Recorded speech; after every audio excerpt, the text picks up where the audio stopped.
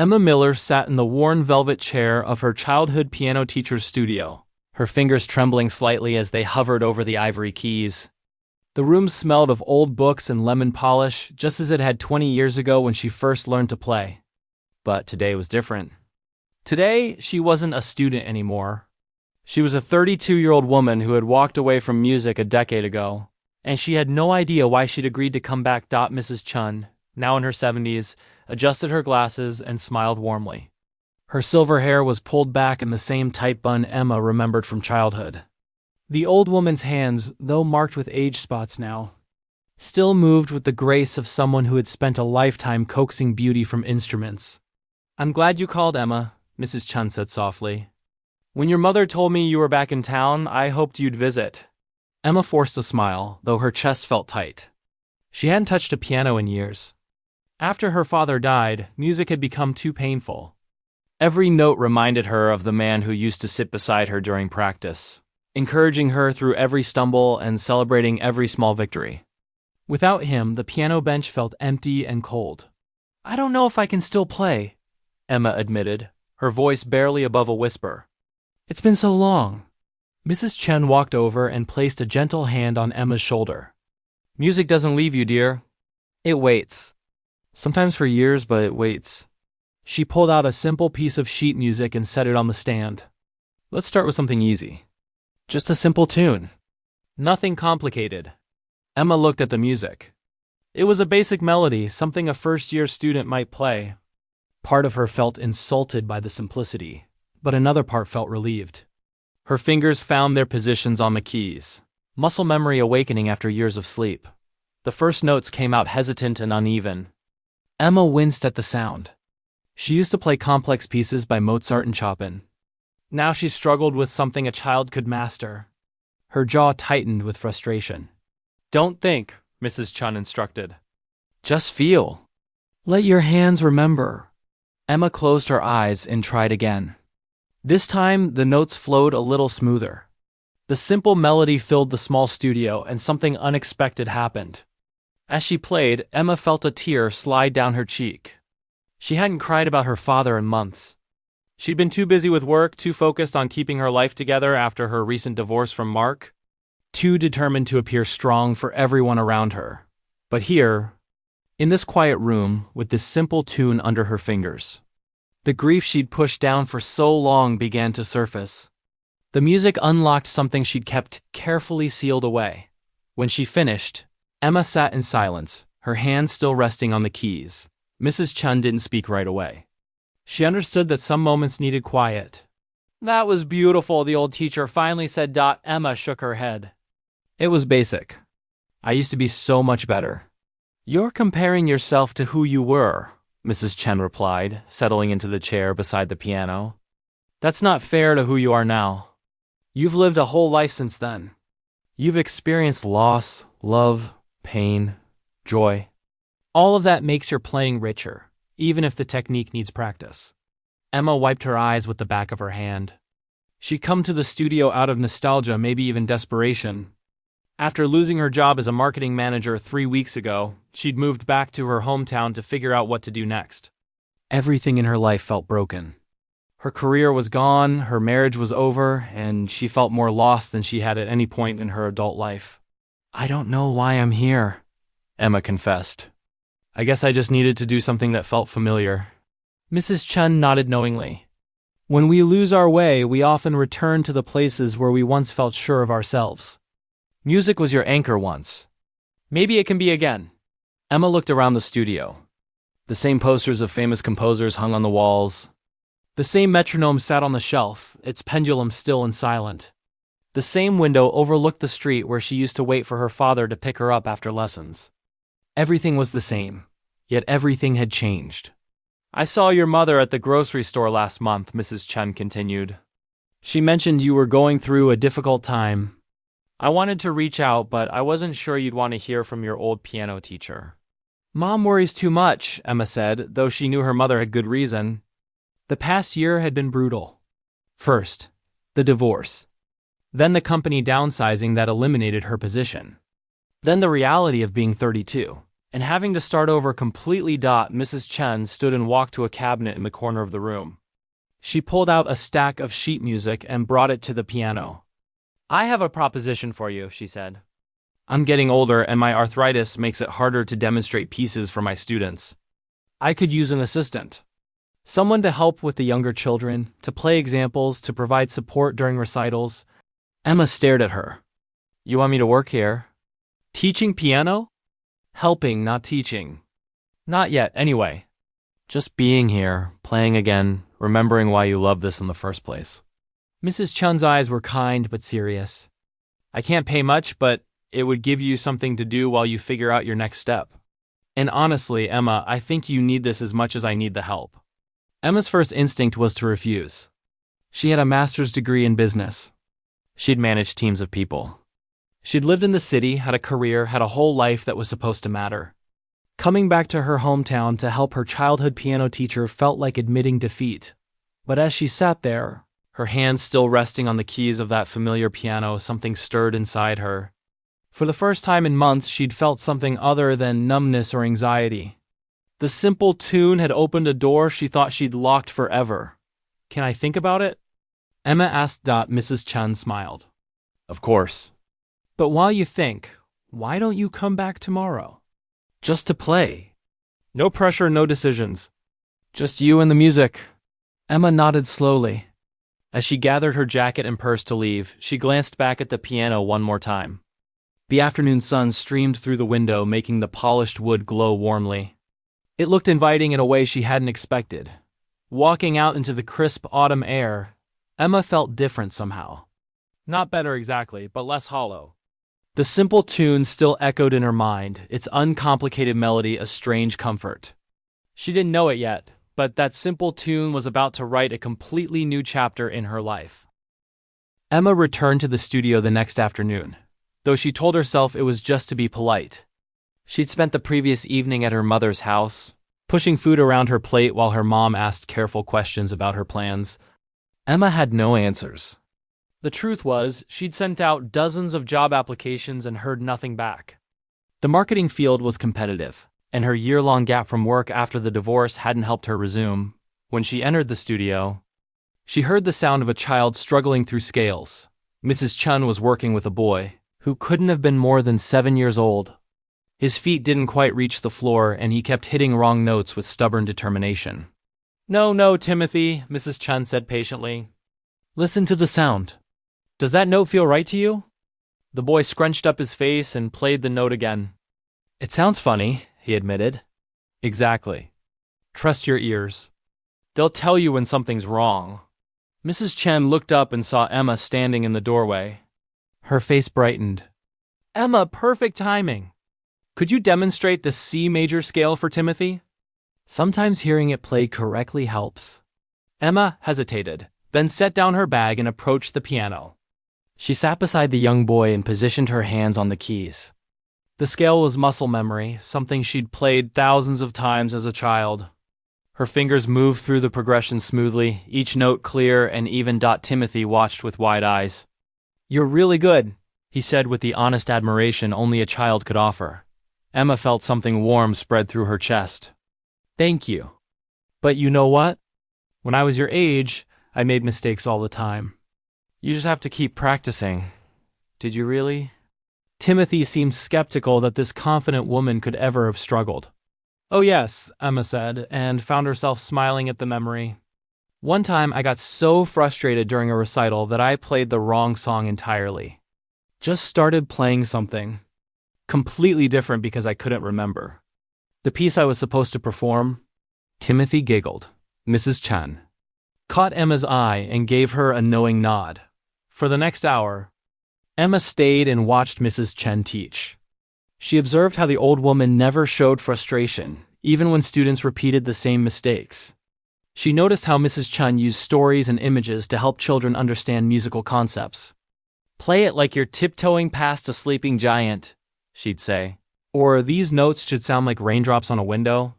After Timothy left, Mrs. Chun invited Emma to play again. "No pressure," she said. "Just whatever feels right." Emma sat at the piano and looked at the simple tune from yesterday. But instead of playing it exactly as written, she found herself adding small variations. A different rhythm here, an extra note there. The melody transformed under her fingers, becoming something more personal, more expressive. When she finished, Mrs. Chen was watching her with an intense expression. "That was improvisation," she said. "You took something simple and made it yours." "That's a gift, Emma. Not everyone can do that." Emma stared at her hands.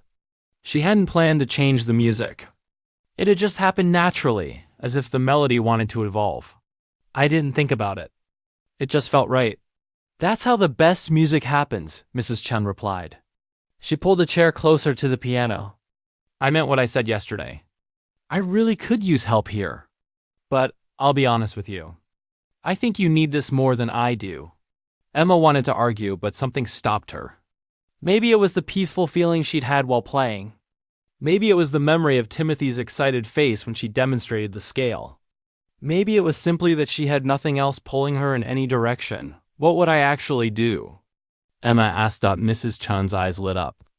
"Help with the younger students, play demonstrations, maybe even accompany some of them during their practice sessions.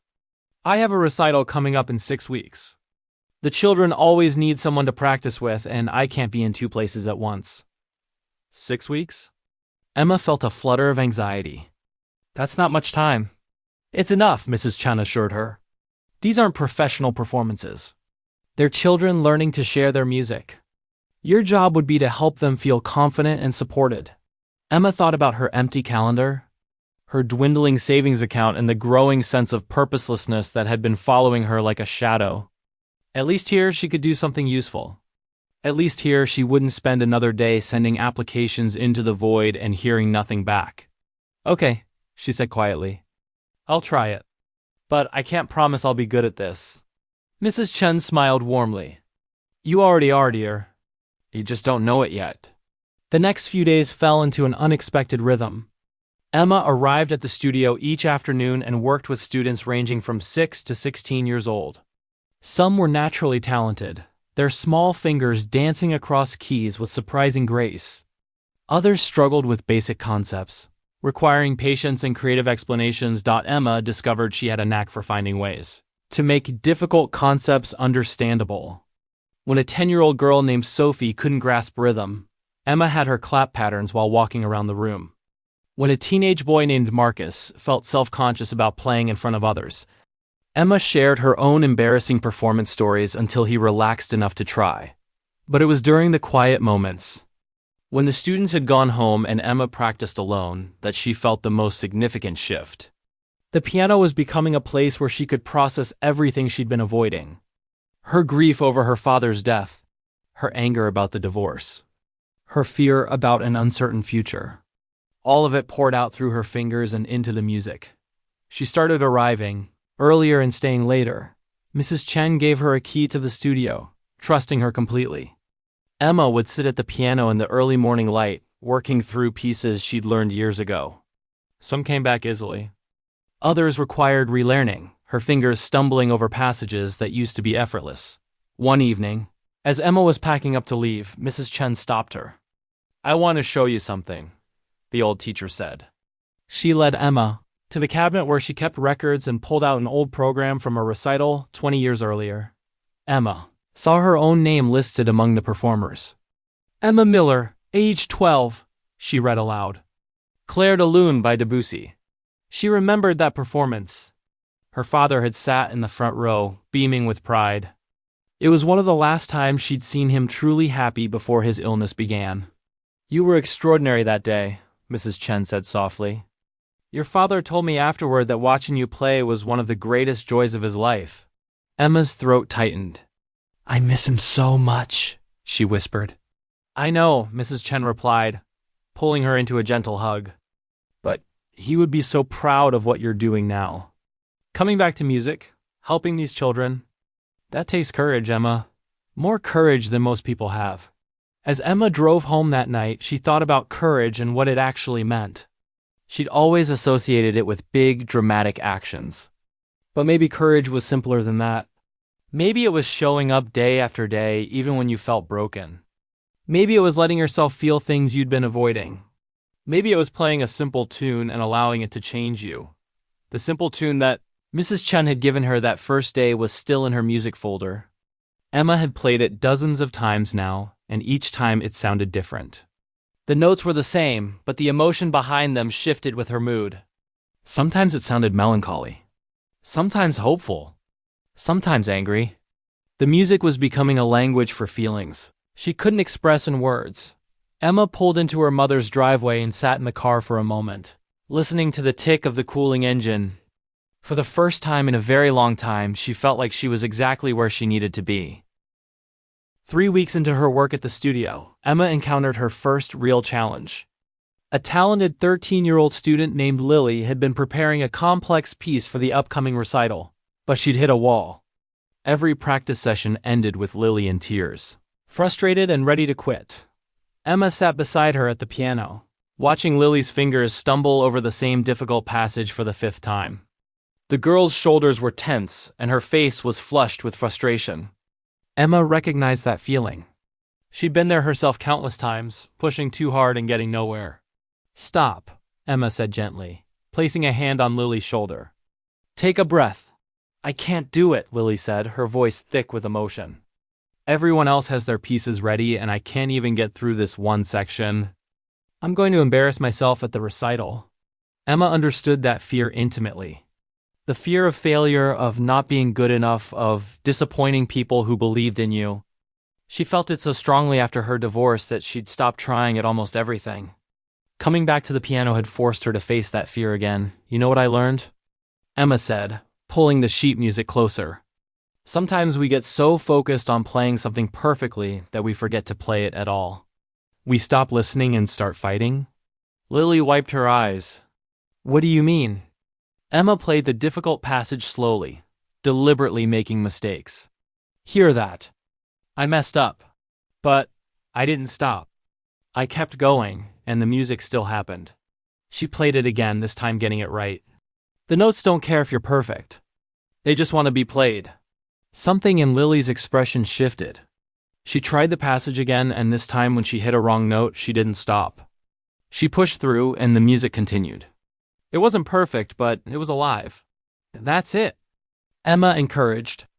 "Now you're playing, not just trying to survive the piece." They worked together for another 30 minutes, breaking the difficult section into smaller parts, finding the rhythm that worked for Lily's hands, discovering where she could breathe and where she needed to push forward. By the end of the session, Lily was smiling. "Thank you," the girl said as she packed up her music. "You explain things differently than Mrs. Chen, not better, just different. It helps." After Lily left, Emma sat alone at the piano, feeling a sense of accomplishment she hadn't experienced in months. She'd helped someone overcome a challenge. She'd made a difference in a real, tangible way. In her old job, success had been measured in quarterly reports and profit margins. Here, it was measured in a young girl's smile and growing confidence. Mrs. Chen emerged from her small office at the back of the studio. "I heard what you did with Lily," she said. "That was masterful teaching, Emma." "I was just sharing what worked for me," Emma replied, feeling slightly embarrassed by the praise. "That's what good teaching is," Mrs. Chen said, settling into her favorite chair. "Sharing not just knowledge, but understanding. Connecting with students where they are, not where you think they should be." She paused, studying Emma with those sharp, knowing eyes. "Have you thought about what you want to do long-term?" "I know this was supposed to be temporary." Emma had been trying not to think about that question. She was still sending out job applications, but her heart wasn't in it anymore. The thought of returning to corporate marketing, to conference calls and performance reviews and office politics, filled her with a strange dread. "I don't know," Emma admitted. "A month ago, I would have told you I wanted to get back to marketing, to rebuild my career. But now I'm not sure that's what I want anymore." "What do you want?" Mrs. Chen asked simply. Emma looked at the piano, at the studio that had become a sanctuary, at the shelf full of music that represented countless hours of human expression and emotion. "I think I want to keep doing this," she said slowly, testing the words as she spoke them. "Working with students, helping them find their voice through music. I never knew how good it could feel to help someone else discover something they didn't know they could do." Mrs. Chen nodded as if she'd expected this answer. You have a gift for it. And more than that, you have empathy. You understand what it feels like to struggle, to doubt yourself, to lose your way. That makes you a better teacher than someone who's never faced those challenges. The conversation stayed with Emma as she drove home that evening. She'd spent so many years defining herself by her career, by external measures of success. But maybe success looked different than she'd thought. Maybe it was about impact rather than income, about connection rather than climbing corporate ladders. That night, Emma couldn't sleep. She lay in her childhood bedroom at her mother's house, staring at the ceiling and thinking about the future. She'd been so afraid of failure that she'd stopped taking risks. The divorce had made her feel like she'd failed at life. Losing her job had reinforced that feeling. But working at the studio was teaching her something new. Failure wasn't the end of anything. It was just information, just feedback, just another note in the ongoing composition of a life. The next morning, Emma arrived at the studio earlier than usual. She sat at the piano and began working on a new piece, something she'd never attempted before. It was challenging, full of complicated rhythms and unexpected harmonies. Her old self would have been intimidated. But now, she approached it with curiosity rather than fear. As she practiced, she heard the door open. A woman about her age walked in, looking uncertain. She had a young boy with her, maybe 8 years old, who was clearly reluctant to be there. I'm sorry, we're early for our appointment with Mrs. Chen, the woman said. I'm David's mom. We're new students. Emma smiled and stood up. Mrs. Chen will be here in about 20 minutes. I'm Emma, her assistant. Would you like to wait inside? The boy, David, looked around the studio with wary eyes. His mother gently nudged him forward. David's been having a tough time at school, she explained quietly. His therapist suggested music lessons might help him express himself. Emma's heart went out to the boy. She recognized that guarded look, the way he held himself apart as if expecting disappointment or pain. She'd worn that same expression for months after her divorce. Have you ever played piano before, David? Emma asked, keeping her voice casual and friendly. The boy shook his head, not meeting her eyes. Would you like to try? Just for fun while we wait. Emma gestured to the piano bench. David looked at his mother, who nodded encouragingly. Slowly, he approached the piano and sat down. Emma sat beside him and placed his right hand on the keys. Press this one, she said, indicating middle C. Doesn't that sound nice?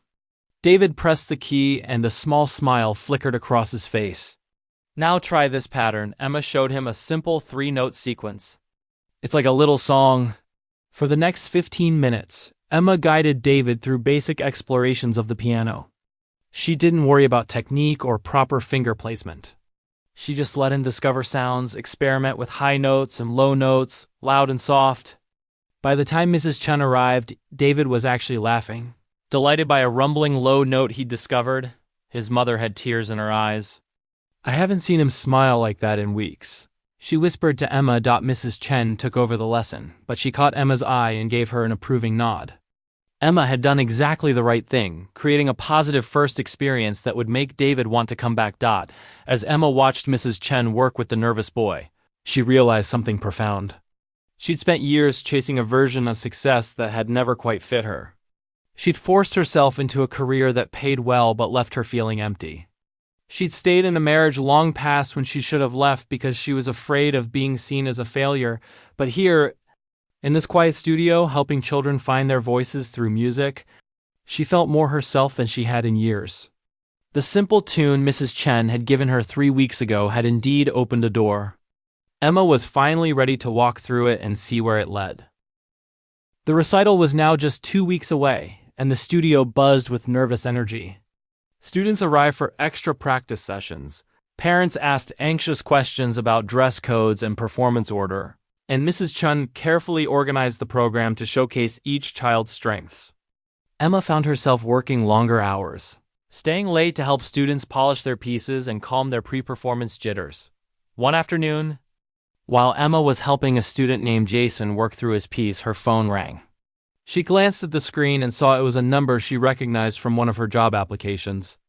Her heart jumped. This was what she'd been waiting for, wasn't it? A real job offer, a chance to get back to her career. I need to take this, she told Jason apologetically. Keep practicing that section we just worked on. She stepped outside into the crisp October air and answered. The voice on the other end belonged to a hiring manager from a marketing firm in the city 2 hours away. They'd reviewed her resume and wanted to schedule an interview for a senior marketing position. The salary they mentioned was generous, far more than she'd been making before. Emma should have felt excited. Instead, she felt a strange hollowness in her stomach. "That sounds great," she heard herself say. "When would you like to meet?" They scheduled an interview for the following week, right in the middle of the final rehearsal preparations for the recital. Emma hung up and stood on the sidewalk, watching cars pass by, feeling oddly disconnected from the conversation she just had. When she returned inside, Jason had made progress on the difficult section. His face lit up when she praised him, and Emma felt that now familiar warmth in her chest.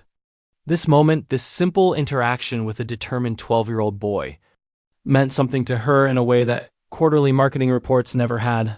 That evening, Emma told her mother about the job interview over dinner. "That's wonderful, honey," her mom exclaimed. "I knew something would come through. You've worked so hard." "Yeah," Emma said, pushing pasta around on her plate. "It's good news." Her mother studied her face. "You don't sound very excited." Emma set down her fork. I should be. It's exactly what I thought I wanted." She paused. "But the piano studio, working with the students, it feels different. It feels right in a way marketing never did." "Then maybe it is right," her mother said gently. "You don't have to go back to your old life just because it's familiar, Emma. Sometimes we get lost so we can find a better path." Over the next few days, Emma tried to focus on the upcoming interview. She updated her portfolio, researched the company, and prepared answers to likely questions. But her heart kept pulling her back to the studio, to the students who needed her. To the recital that was rapidly approaching.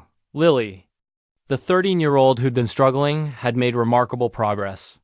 She could now play her piece smoothly, with genuine feeling. But she was terrified of performing in front of an audience. "What if I mess up?" Lily asked during one of their practice sessions. "What if everyone sees me fail?" Emma sat beside her on the piano bench. "Can I tell you something? I have a job interview next week for a marketing position. Good salary, prestigious company, everything I thought I wanted." Lily looked confused about why Emma was telling her this. "That's good, isn't it?" "Maybe," Emma said. "But I'm terrified. Terrified of going back to that life, terrified of staying here and giving up financial security, terrified of making the wrong choice." She played a few notes on the piano. "The thing is, being terrified doesn't mean we shouldn't do something. It just means it matters to us.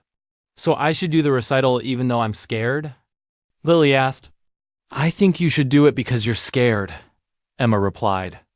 "Because on the other side of that fear is the chance to discover you're braver and stronger than you thought. That's what I'm trying to figure out for myself." Lily nodded slowly.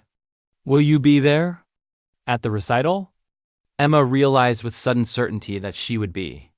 Whatever happened with the job interview, she would be at that recital. These students had become important to her. "I'll be there," she promised. Right in the front row.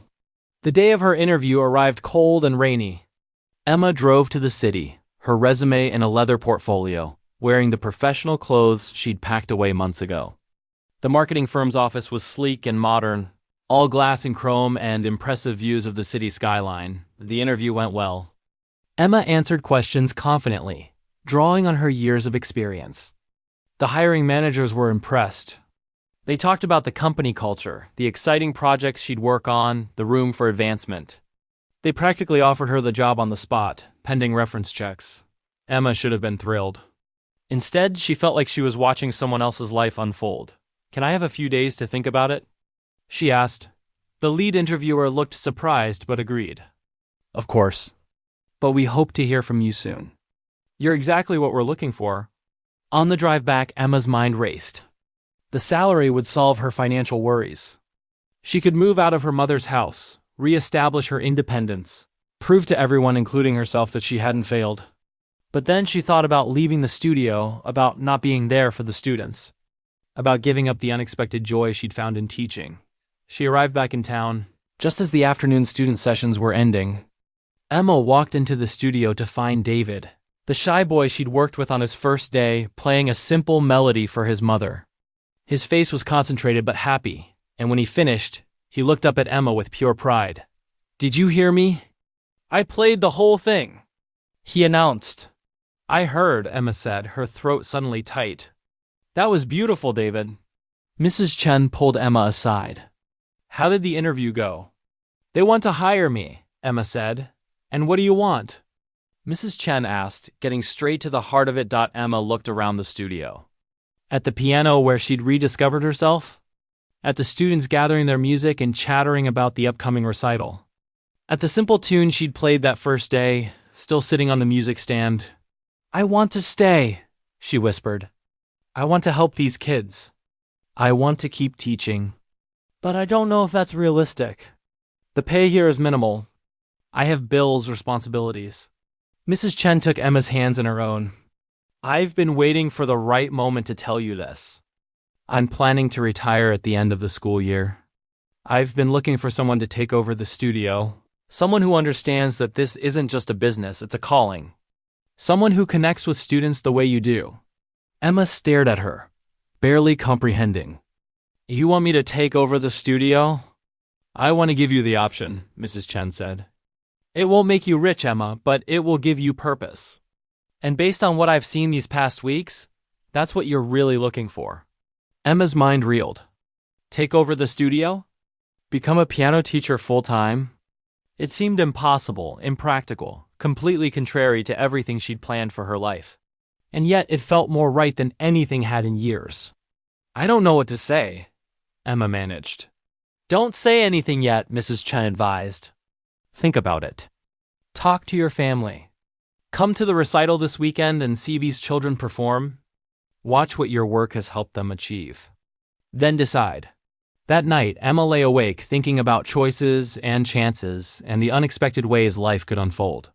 A simple tune had brought her back to the piano. Now that tune was offering her a whole new life if she was brave enough to take it.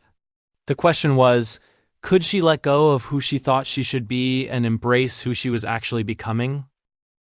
The morning of the recital arrived with brilliant sunshine that seemed almost too cheerful for Emma's tangled emotions. She'd spent the past 3 days wrestling with the decision between the marketing job and taking over the studio. Lists of pros and cons covered her desk. Late-night conversations with her mother had yielded no clear answer. Logic said, "Take the corporate job." Her heart whispered something entirely different. Emma arrived at the community center where the recital would be held. The small auditorium was already bustling with activity. Parents set up chairs, students peeked nervously from behind the stage curtain, and Mrs. Chen orchestrated everything with calm efficiency. "Emma! Thank goodness you're here," Mrs. Chen called out. "Could you help tune the piano? The humidity has it sounding a bit off." Emma spent the next hour making final preparations. She helped nervous students run through their pieces one last time, adjusted music stands and reassured worried parents that yes, mistakes were normal and no, they wouldn't ruin the performance. With each task, each interaction, she felt herself settling into this role more comfortably. Timothy, the 7-year-old she'd worked with on her second day at the studio, grabbed her hand. "I'm scared," he confessed. "What if I forget the notes?" Emma knelt down to his eye level. "You know what? Even professional musicians forget notes sometimes. But you know what they do? They keep playing. The audience usually doesn't even notice because the music keeps going." She squeezed his hand gently. "And I'll be right there in the front row. If you get stuck, just look at me, and I'll help you remember." Timothy nodded, looking slightly less terrified. As the audience began filing in, Emma spotted her mother taking a seat near the front. But she also saw someone unexpected. Mark, her ex-husband, stood awkwardly near the back of the auditorium. Emma's stomach tightened. What was he doing here? She made her way over to him. "Mark? How did you even know about this?" He shifted uncomfortably. "Your mom posted about it on social media. I know I probably shouldn't have come, but I wanted to see what you've been doing. You sounded so different when we talked on the phone last week, happier." Emma didn't know how to respond. Their divorce had been civil but painful. They'd simply wanted different things from life, and neither had been willing to compromise. Seeing him here in this space that had become so important to her felt strange. "I should go," Mark said, reading her discomfort. "I just wanted to say I'm glad you found something that makes you happy. I always felt like you were performing in our marriage, playing a role you thought you should play. This seems more like the real you." Before Emma could respond, Mrs. Chen announced it was time to begin. Mark slipped into a seat at the back, and Emma took her place in the front row as promised. The recital began with the youngest students. Little fingers stumbled over keys, and some children needed encouraging whispers from Mrs. Chen to continue. But each performance was met with enthusiastic applause from proud parents. Emma found herself smiling, remembering her own childhood recitals when her father would cheer louder than anyone else. Timothy's turn came, and Emma watched him walk to the piano with visible nervousness. He sat down, positioned his hands, and began to play. True to prediction, he forgot a section in the middle of his piece. His eyes found Emma's wide with panic. She nodded encouragingly and softly hummed the next few notes. Timothy's face cleared, and he continued playing. When he finished, his bow was met with warm applause, and his grin stretched ear to ear. Then it was Lily's turn. The 13-year-old walked to the piano with her shoulders back and her head high. Emma could see her hands trembling slightly, but Lily sat down with determination. She began to play, and the room fell silent. The piece was challenging, full of emotion and complex passages. Lily played it beautifully, with a feeling that went beyond technique. She poured everything into the music, her fear, her hope, her growing confidence. When she hit the difficult section that had given her so much trouble, Emma held her breath. But Lily sailed through it smoothly, her fingers finding the notes with certainty. The final chord rang out, and for a moment there was complete silence. Then the audience erupted in applause. Lily stood and bowed, tears streaming down her face, but this time they were tears of joy and relief. As she walked back to her seat, she caught Emma's eye and mouthed, "Thank you." Emma felt her own eyes fill with tears. This was why she'd come back to music. Not to perform herself, but to help others find their voice. To support them through their fear and watch them discover their own strength. The marketing job had never made her feel this way. All the money in the world couldn't buy this sense of purpose.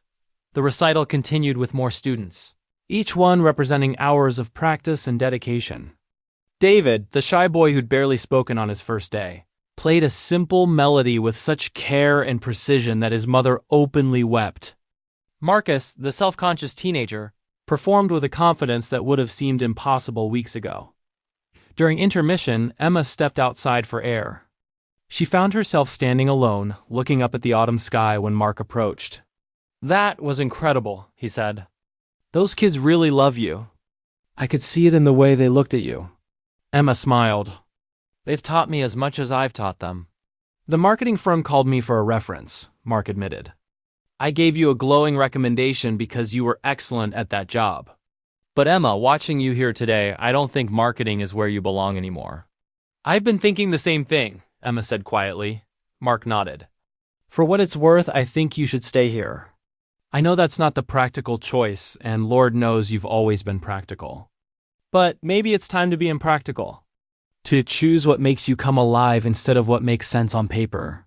It was perhaps the most honest conversation they'd had in years. Emma felt a weight lift slightly. "Thank you for coming," she said. "And for saying that." "Take care of yourself, Emma," Mark said, then headed back inside. The second half of the recital was even better than the first. The older students performed complex pieces with skill and passion. Mrs. Chen gave a brief speech about the importance of music education and the dedication of the students. And then, unexpectedly, she called Emma to the front. "I want to introduce you all to Emma Miller," Mrs. Chen said. "She's been my assistant these past weeks, and she's been invaluable to preparing these students. Emma is a talented pianist herself, and I've asked her to close our recital today with a performance." Emma's heart stopped. She hadn't prepared anything. She hadn't performed in public in over a decade. But Mrs. Chen's eyes were kind and encouraging, and the students were looking at her with excitement. Emma walked to the piano on shaking legs. She sat down and looked at the keys, her mind blank. What could she play? Then her eyes fell on the simple tune Mrs. Chen had given her that first day, the sheet music still in her folder by habit. She began to play. But instead of playing it as written, she played it the way it had evolved in her heart over these past weeks. She added the variations she discovered, the embellishments that had come naturally during her private practice sessions. She poured into it all the fear and hope and confusion and joy of the past. The simple tune transformed under her fingers into something rich and complex and deeply personal. It became a story about loss and rediscovery, about letting go and holding on, about the courage to start over. As Emma played, she realized she wasn't performing for the audience. She was playing for herself, finally expressing everything she'd been holding inside. When the last note faded, there was a moment of profound silence. Then the applause began, and Emma opened her eyes to see students and parents on their feet. But more importantly, she saw understanding in their faces. They'd heard her story in the music. Even if they didn't know the specific details, Emma stood and bowed. And as she did, she knew with absolute certainty what her decision would be. The simple tune had indeed written a new chapter in her life. Now she was ready to see where that chapter led. The Monday after the recital, Emma walked into the marketing firm's sleek office building with a clear purpose.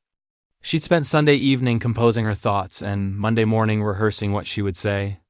The hiring manager greeted her warmly, assuming she was there to accept the position.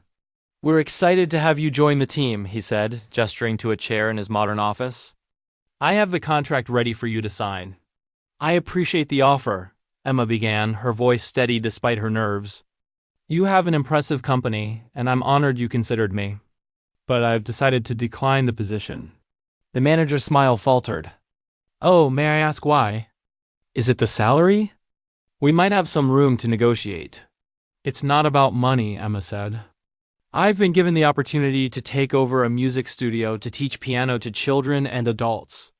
It's not the career I planned, and it's definitely not the practical choice. But it's what I need to do right now." The manager looked genuinely confused. "You're turning down a senior marketing position to teach piano lessons?" Emma heard the disbelief in his voice and understood it completely. A month ago, she would have thought the same thing. "Yes," she said simply. "I am." As she left the building, Emma felt lighter than she had in months. She'd made a choice based on what she wanted, not what she thought she should want. It was terrifying and liberating in equal measure. Her next stop was the bank. Emma met with a loan officer to discuss financing options for taking over the studio. The numbers were daunting. She'd need to buy the business from Mrs. Chen, invest in some equipment upgrades, and have enough cushion to cover slow months. Her savings would be depleted, and she'd be taking on debt for the first time in years. "I'll be honest with you," the loan officer said. "Music studios are risky businesses." "Are you sure about this?" Emma thought about Timothy's proud smile after his performance, about Lily's tears of joy, about David's transformation from a silent, withdrawn child to one who couldn't stop talking about music, about her own rediscovery of purpose and passion. "I'm sure," she said. The loan was approved pending a detailed business plan. Emma spent the next week working with Mrs. Chen to understand every aspect of running the studio.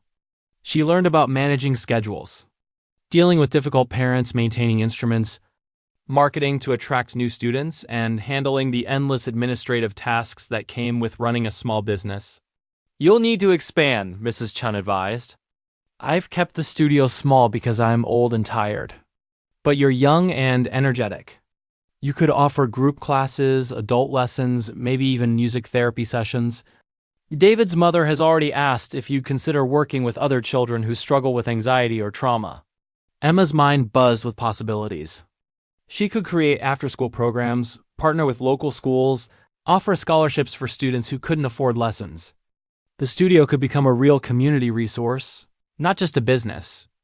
But first, she needed to tell her mother about her decision. She'd been putting off this conversation, worried about her mom's reaction. That evening over dinner, Emma finally broached the subject. "I turned down the marketing job," she said. "I'm taking over Mrs. Chun's studio instead." Her mother set down her fork and looked at Emma for a long moment. "Are you sure about this, honey? It's such a big change." "I'm sure," Emma said. "For the first time in my adult life, I'm absolutely sure about something." Her mother's eyes filled with tears. "Your father would be so proud of you. He always said you had a special gift for connecting with people through music."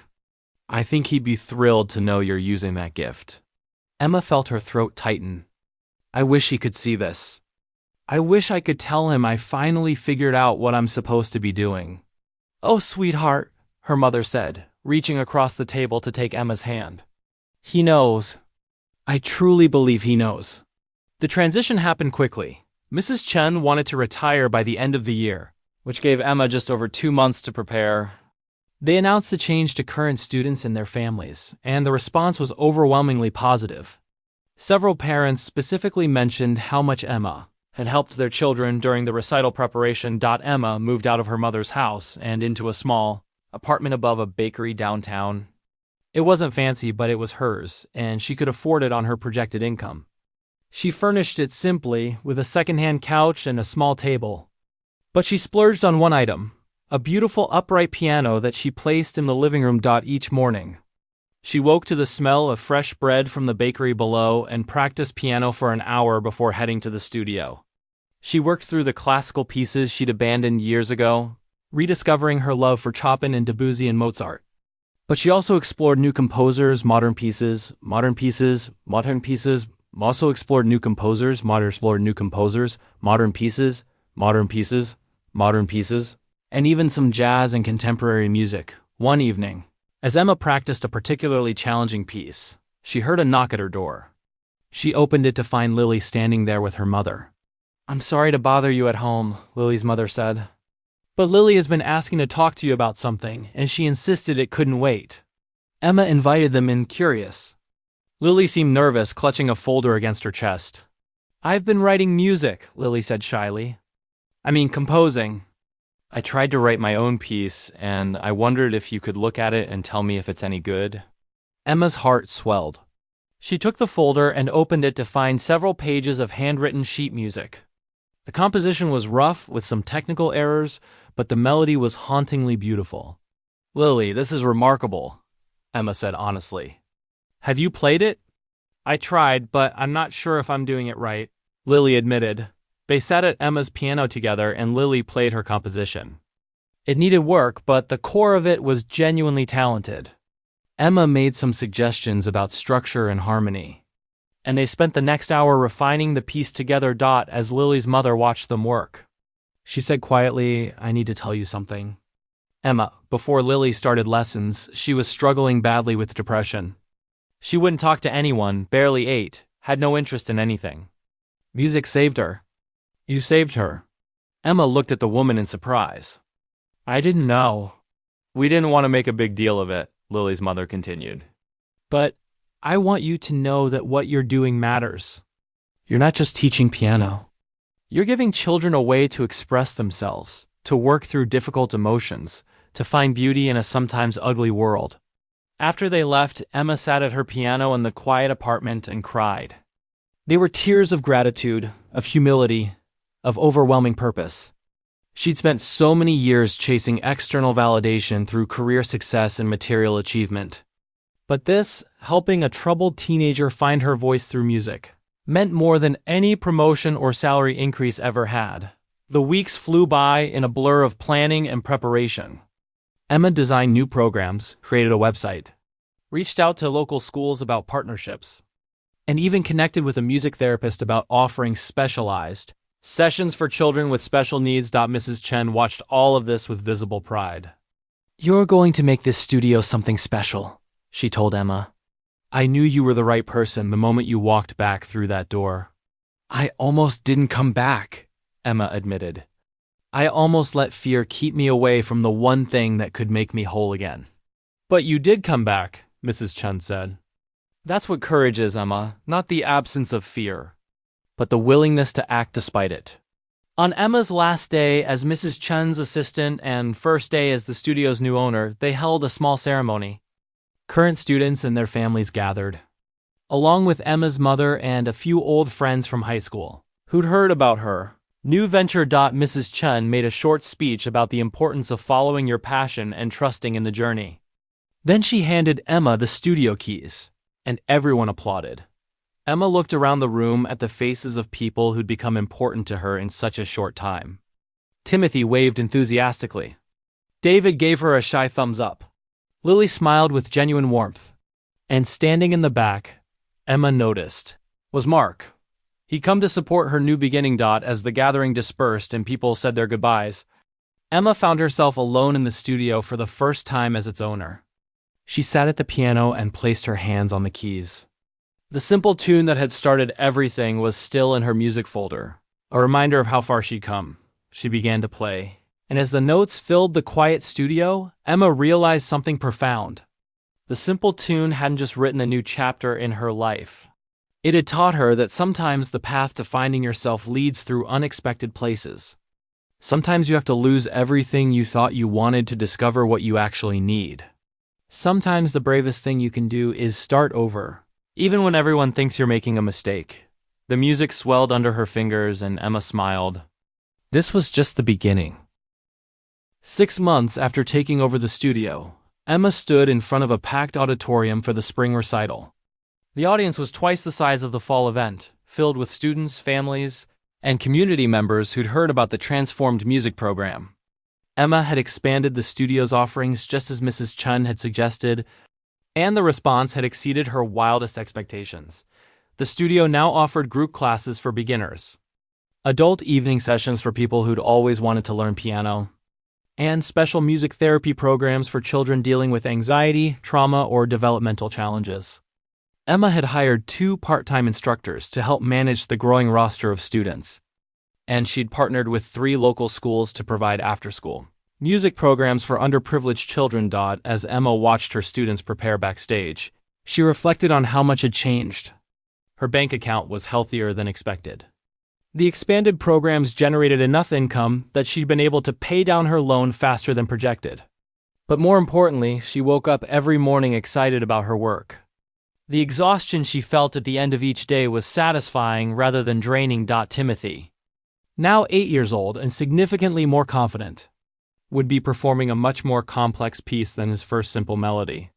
David, the once silent boy, was not only playing piano but had started composing his own simple tunes. And Lily, the talented teenager who'd been struggling with depression, had become Emma's assistant, helping younger students just as Emma had helped her. The recital began, and Emma watched with pride as student after student took the stage. She saw the progress each one had made, not just in technical skill but in confidence and self-expression. Some still made mistakes, but they'd learned to recover gracefully, just as she taught them. During intermission, a woman approached Emma. She was professionally dressed and carried herself with the air of someone used to being in charge. "Are you Emily?" the woman asked. "Yes, that's me," Emma replied, wondering if this was a parent she hadn't met yet. "I'm Dr. Sarah Hernandez. I'm the director of the Children's Hospital's new Therapeutic Arts program. I've heard remarkable things about your work with children who have special needs, particularly your music therapy sessions." Emma's interest piqued. "Thank you. It's been incredibly rewarding. I'd like to discuss a potential partnership," Dr. Hernandez continued. "We're looking for qualified music therapists to work with pediatric patients. Many of our children are dealing with chronic illness, trauma, or long-term hospitalization. Music therapy has shown promising results in helping them cope." Emma's mind raced. This could be an opportunity to reach even more children, to use music as a healing tool in ways she'd never imagined. "I'd love to discuss this further," she said. They exchanged contact information, and Dr. Hernandez promised to call the following week. As the woman walked away, Emma felt the familiar flutter of excitement that came with new possibilities. The second half of the recital featured the advanced students and the adult learners. One of Emma's evening students, a 57-year-old accountant named Robert, performed a piece he'd been working on for months. His hands shook with nervousness, but he played with genuine emotion. Afterward, he told Emma that learning piano had been on his bucket list for 30 years, and finally doing it had given him a sense of accomplishment he'd never expected. Then it was Lily's turn. But instead of playing a classical piece, she'd asked to perform her own composition, the one she'd started working on months ago. Emma had helped her refine and polish it, and the result was a beautiful, original piece that showcased Lily's growing talent as a composer. As Lily played, Emma watched the audience lean forward, captivated. The melody was haunting and hopeful at the same time, speaking to something universal about struggle and resilience. When Lily finished, the applause was thunderous. The teenager stood and bowed, no longer the nervous, depressed girl Emma had first met, but a confident young artist with a bright future. For the finale, Emma had planned something special. She'd arranged for all the students from the youngest to the oldest to perform together. It was a simple piece, one that allowed even the beginners to participate. But when 40 people played in unison, it created something magical. Emma conducted from the piano, playing the main melody while her students added harmonies and accompaniment. The sound filled the auditorium, imperfect but joyful, a testament to what could be achieved through practice. Patience and passion. As the final chord rang out, Emma looked across the sea of faces at their piano and felt a surge of emotion.